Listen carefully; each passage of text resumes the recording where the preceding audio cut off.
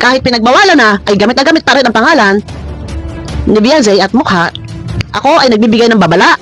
Huwag na huwag mong ipahawak ang iyong YouTube channel dito at baka isabotahe. Okay? Good morning, good evening sa inyong lahat. Mega love, shoutout po sa lahat na patuloy na tumatangkilik ng ating vlogs. Ayan. At sa mga sumusubaybay ngayon, hello po, At sa ating topic, kita nyo naman sa ating thumbnail. Ayan. Mukhang plano nga po ni Doc na sirain etong channel ni Viancy. Kung totoo man ay talagang nakakalungkot. Kawawa naman. Ayan.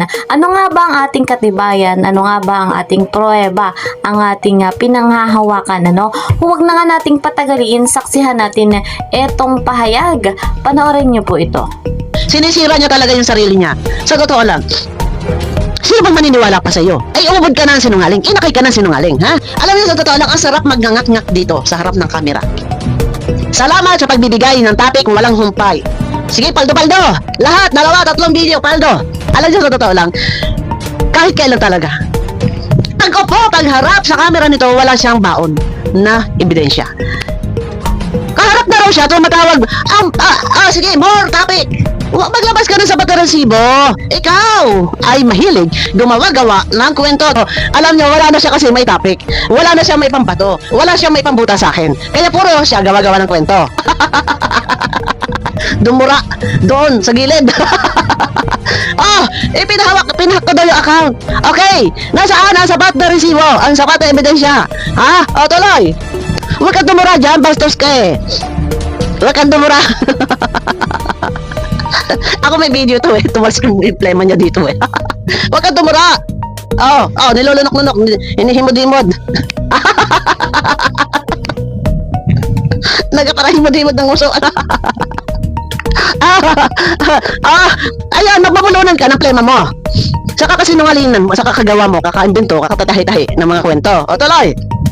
Sa mga mahal kong sponsor, Ayan, ito, tingnan nyo. tandaan niyo po, Ito, sa mga mahal daw na sponsor, tandaan nyo po, alam nyo naman siguro sa formula. Ito, gumagawa ng kwento para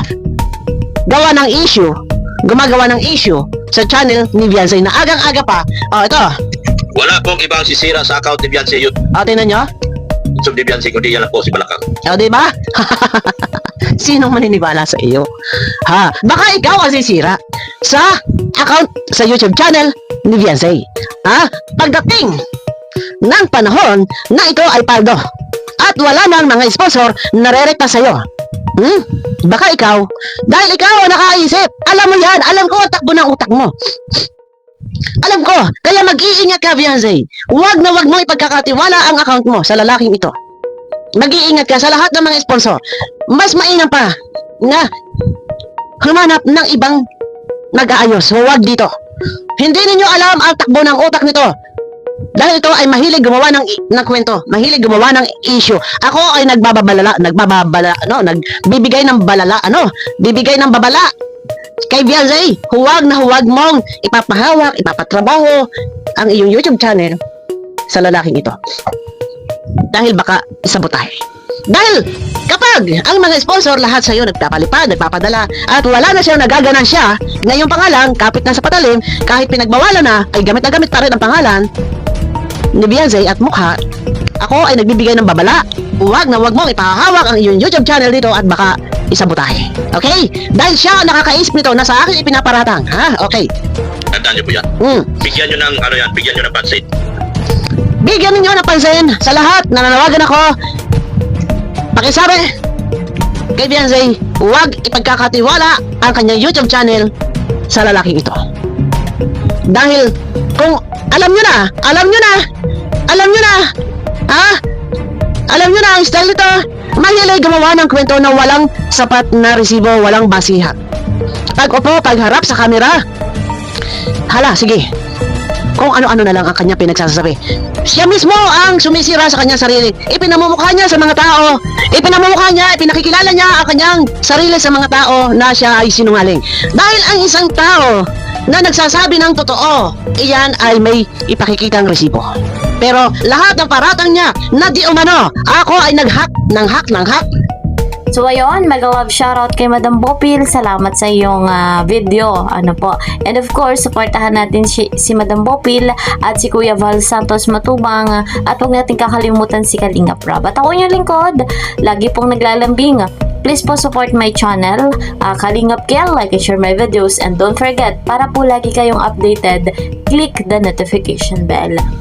Eto na nga po guys mga kalingap, napakinggan nyo yung pahayag ni Madam Bopil, alam natin na tinitira ni Dr. Love etong si Madam Bopil, at siya ang napagbibintangan na dahilan ng lahat, na sinira, at sisirain daw po ni Madam Bopil yung channel ni Viancy, at nabanggit din ni Doc nga daw po na yung mga account, social media account ni ni Hansel, ni Marian, at ni Doc nga daw po ay kagagawan ni Madam Bopil. Kapansin-pansin na talagang si Doc ay laging nagsasalita ng kanyang pahayag ng walang ebidensya. Malinaw yan, salita lang siya ng salita. Subalit wala siyang ebidensya, wala siyang pinanghahawakan at napagbibintangan niya na si Madam Bopil ang dahilan ng lahat. Subalit kung pakaiisipin natin, parang si Doc talaga ang balak niya na sirain itong channel ni Viancy, at kung totoo yan, talagang nakakalungkot, nakakadismaya. At kung pakaiisipin pa natin, ay talagang hindi na mapagkakatiwalaan etong si Doc. At kapansin-pansin din natin sa vlog ni Madam Bopil na talagang eto nga pong si Doc ay gagawin ang lahat para masira, at salita lang ng salita si Doc pero wala naman pong ebidensyang ipinapakita. Ayan. So sa pagkakataong ito, talagang hindi natin mapagkakatiwalaan yung ganyang klaseng tao. At binanggit din ni Madam Bopil, paalala niya kay Viancy na huwag niyang ipapaayos yung kanyang channel, lalo na kapag yung mamonetize na, diba? So kailangan may aayusin doon. So kapag nga po paalala lang ni Madam Bopil, hindi naman masamang magpaalala. Kung ayaw sundin, wag po, kung ayaw. So maganda naman yung paalala ni Madam Bopil.